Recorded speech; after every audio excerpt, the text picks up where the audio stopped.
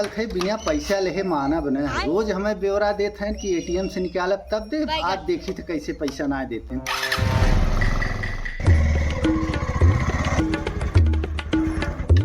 का हो पैसवा निकला एटीएम से तोहार? रोज तू हमें झोल देत है, आज हमें पैसा हर हाल में चाहिए। अरे यार तुम्हें हमारे ऊपर भरोसा ही ना रहा। आज सवेर हैं गए रहे एटीएम पे और वहाँ जैसे कार्ड डाले तैसे लिख के आ गए कृपया भाषा चुनिए। लिखा रहा अंग्रेजी, हिंदी, भोजपुरी। तो हम कहा भोजपुरी सुन लिए। अब जैसे भोजपुरी दबा के पिन नंबर डाले तैसे भैया लिख के आ गया माफ कर भैया तोहरे खाते में तो जहर पैसा नहीं। समझ गए मनई कि नहीं हमार पैसा दे दे, नहीं तो हम जहर लिया के दे दे तुम्हें फ्री में।